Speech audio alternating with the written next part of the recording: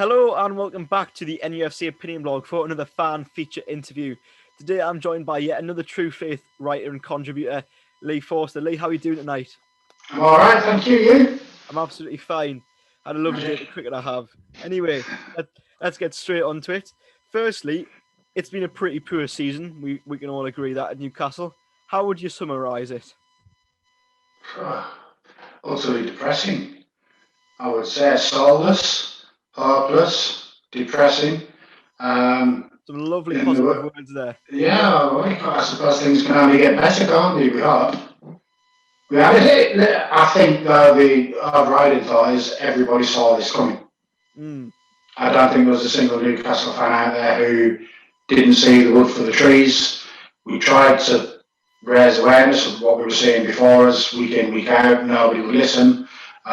We flew some results at the start of the season, which painted a false picture. But in the last 4, 6, 8 weeks, all of a sudden everybody's caught on. And a lot of Newcastle fans, including myself, have taken great pleasure in saying, yeah, told you so.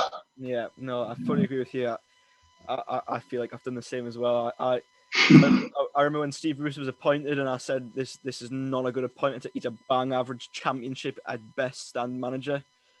When I say take great pleasure, actually, I haven't taken any pleasure in it. We didn't want this to happen, but we could. No. See that's the thing, of course. You're right. Obviously, though, we have had back-to-back wins in our last 2. Do you think we're nearly safe now? I think we need one more point. One more. I think as we speak, Leicester are tearing West Brom new arse. They're 2-0 up, and that for me is West Brom done and dusted. Although I thought before tonight West Brom were done and dusted. I think if we need to get one more point, that puts us 9 clear of Fulham, level on games. That would mean that Fulham would need to win at least 3 of their last 5 games, and we would need to pick up virtually 0 points from our last 5 games. I personally think one more point and we're done. I think potentially we could even stay up there gathering another point. Yeah, no, I think I agree with you on that one. I think obviously the win against West Ham, although we made it very hard for ourselves, was absolutely crucial. And obviously now, as you say, one more point I think should be suffice. Yeah. With that being said, though, do you have any thoughts as to how next season will be? There's a lot of water passing under the bridge before next season, isn't there? I think everything for me depends on what happens over the summer. The takeover. Listen, we're all sick of the takeover. Oh, massively. Just get it done, or don't get it done. Just let us know what's going on. Yes or no? Yes or no? If it's a no, I think that next season will be much of a muchness. It'll be very, very similar to this season. We'll probably go to the last 6 games biting nails, wondering whether we're going to survive or not. If it was a yes, I'm not one for screaming for Kylian Mbappe to be signed by the end of September. I just want, it's a project. I just want a little bit of, always use the word hope, a little bit of hope, a little bit of confidence that the club is trying to be the best it can be, but in a structured way rather than throwing money after money. Yeah. No, I agree. I think, Man City, when they got taken over by Sheikh Mansour, they didn't suddenly go and win the title. It took them a good few years before they won anything. So I fully agree with you on that. Yeah. Some sort of better times, maybe, you could say, in the past. What would you say was your earliest memory of supporting Newcastle United? My earliest memory of probably supporting Newcastle United wasn't actually going to a game. It was before I actually got to go to a game. So when I was probably 8 or 9 living in North Kenton in Newcastle, my dad painted my bedroom wall black and white stripes with the magpie badge smack bang in the middle of it. Yeah. It was like a shrine. I had programmes, hundreds and hundreds of programmes on the wall. And on a Saturday afternoon when Newcastle were playing, I used to listen to, I think it was Metro Radio at the time, and there was this jingle. You can find it on YouTube. Whenever there was a goal at either Newcastle or a Sunderland or a Middlesbrough game, I think it was, it's a goal! Da, da, da, da. And there was always that moment of, is this us scored? Have we scored? Or is it going to be a Mackham goal? Or is it going to be a Middlesbrough goal? And that, sitting in my bedroom listening to the radio with black and white stripe painted wall. That's my earliest memory. It is. So before I actually started to go to the games, that's when, as far as back as I can remember, when I first really remember being obsessed with Newcastle. Yeah, it is. If you don't mind me asking, what sort of time period was this? That would have been, my first match was August 1983. So that must have been potentially Kevin Keegan's first season as a player with us. I started going regularly in his second season. Unfortunately for me, the promotion season, and that probably to this day still contains all of my favourite memories as being a Newcastle fan. Yeah. It is. I could go on for hours talking about 83, 84. Out of interest, do you have any players you idolised whilst growing up?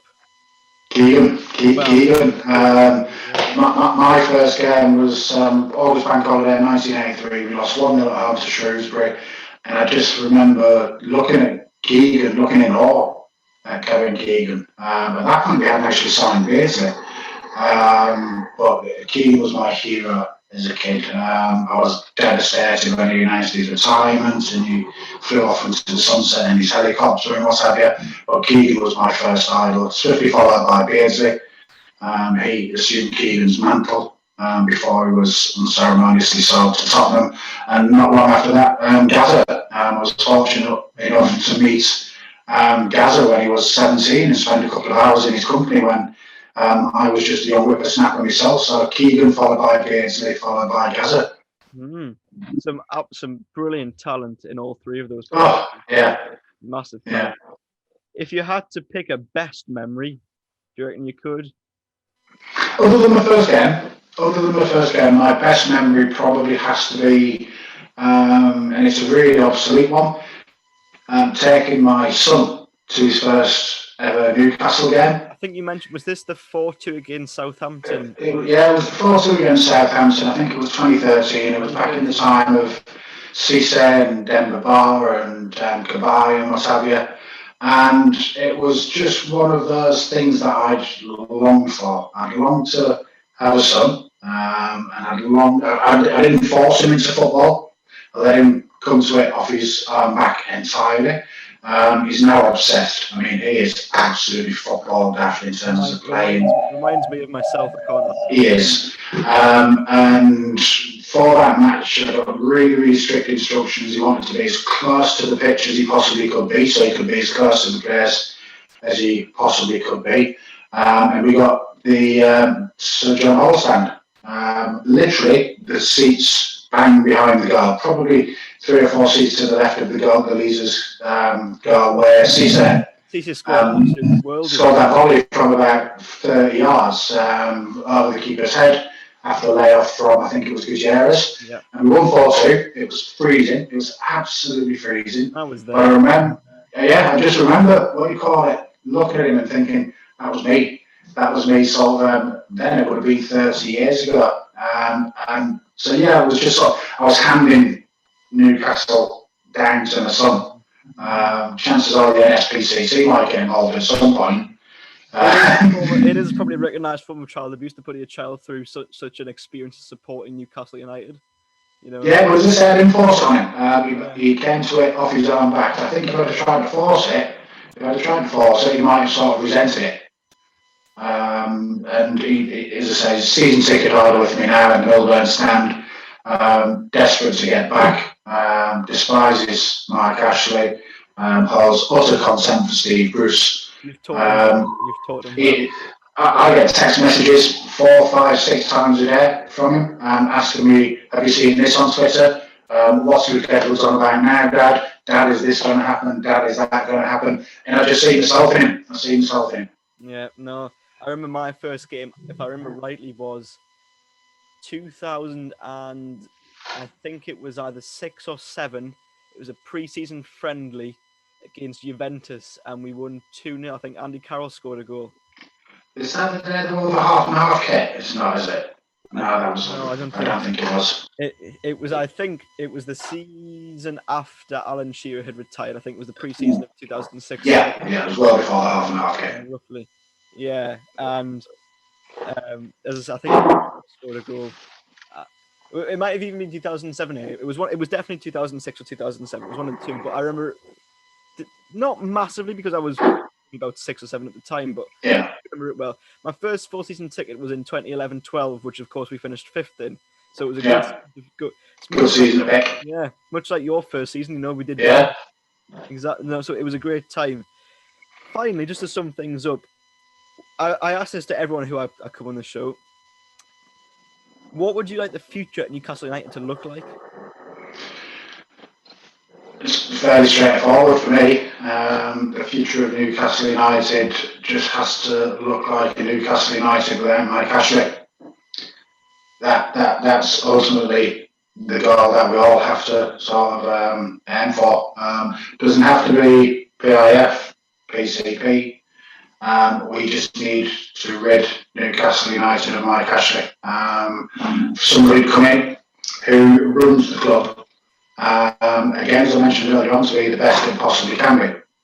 A club that has ambition, a club that engages the supporters. I mean, we've seen this week, obviously, with the European Super League about clubs not engaging supporters. I think 13 of the other 14 clubs all communicated with their fans to confirm that they rejected the proposal. Newcastle were, other than TikTok, Newcastle were the only club who didn't formally, in writing, confirm that they had rejected the proposal. And that's just symptomatic of Mike Ashley's Newcastle United. These 6 clubs have got no regard for the fans. They must have been taking really good lessons off Newcastle United because we've seen that for 14 years. A club that engages with its fans, a club that tries to be the best they can be. We don't have to be multi-billionaires, just a club that tries to push forwards. And that's all I'm after. That's all I'm after. If we had a club like that and we got relegated next season, I could live with that. I genuinely could live with that because as long as I'm confident that the club's trying to push forward and be the best they can be. Yeah, no, I think that's a very good way to sum things up. I think that's what we all. I think that's the sort of misinterpretation of our fan base is that we want and expect and demand success, but we don't. We just want a team and a club that is looking to, just go somewhere and just and move forward. Yeah. The other thing I would say is a club that's professionally run. Well, yes, it's we've far too long been a laughing stock in terms of the way the club is run. We've been treated like one of Ashley's tat shops for far too long. We just want a little bit of pride back in that club. Mm-hmm. It wouldn't take a lot. A little bit of pride back in the club. Reunite the fan base, because when the fan base is united, we're a force to be reckoned with. Yeah, no, I fully agree. Lee, thank you very much for speaking to me tonight. Really appreciate it. No worries. That sums things up. So thank you all very much for watching. And how are the lads?